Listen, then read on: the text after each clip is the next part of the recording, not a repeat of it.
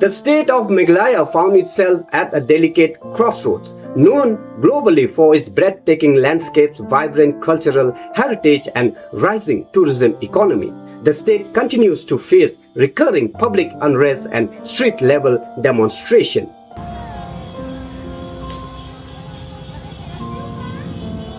From rallies organized by pressure groups like the Khasi Student Union to public standoffs over administrative policies, local issues consistently bring state transit commercial activity to a sudden halt.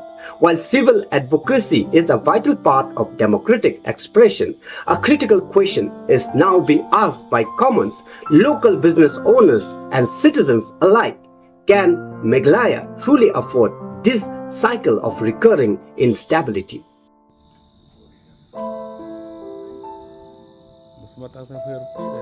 To understand the stakes, we have to look directly at the state's economic engine. Meghalaya's growth model relies heavily on three core pillars: tourism, interstate trade, and private investment. Every time a strike, roadblock, or violent demonstration occurs, all three take a direct hit. First, consider tourism, a sector that supports lakhs of local livelihoods, from homestay operators in Sora and other parts of the state to taxi drivers and local guides in Shillong. Tourism thrives on one essential condition: predictability. When reports of vehicular vandalism or burns make national headlines, tour cancellation follow instantly. Reputational damage isn't easily repaired overnight. A single weekend of unrest can ruin an entire seasonal window for small operators.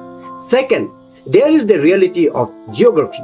As a landlocked state, Meghalaya relies almost entirely on transit corridors running through neighboring Assam for fuel, essential commodities, and food supply chains.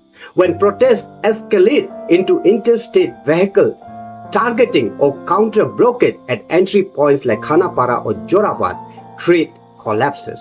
Logistic firms face surcharges. Fresh produce rots on highway, and local markets experience artificial price spikes. The burden of this inflation falls hardest on everyday working class family. Finally, we must look at capital creation and youth employment. Meghalaya faces a growing demand for sustainable jobs outside the public sector, but private capital avoids volatility. When public hearings or industrial initiatives face repeated disruption, potential investors look elsewhere.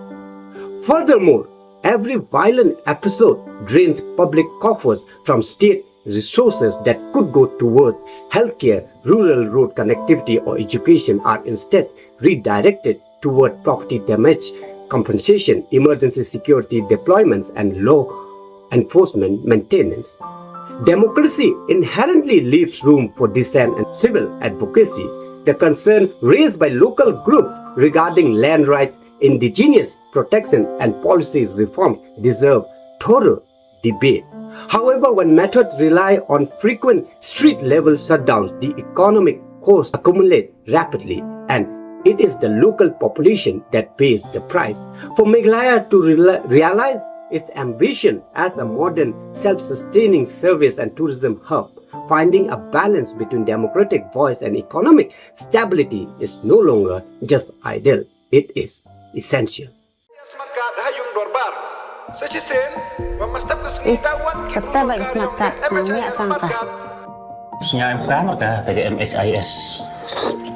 Mà. Gak jingir apa saya laliang sortar, hantam ya ikut ya sutom. Ini kena hapsa dari sama. Ada MHIS card Untuk mulai karakter kata. Jadi kon pi hap ada medika hostel, dah hap lek pi ka registration. Kalau dah pi dengan smart card, dah sampah cok. Oh dokter kan lah ya.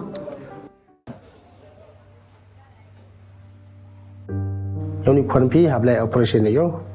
แต่ความกล้ามตัวครับปัญญาในพี่อยากไปสร้างตะก้าครับหลาย operation นี้แต่ว่าพี่จะสกัดพี่และในสมาร์ทการ์ดแต่ก็ทำไปเอาเรื่องพี่ Ri nak pagi mon le yo yo poisa sumarnya kon Abenda dan eksir yuk semua.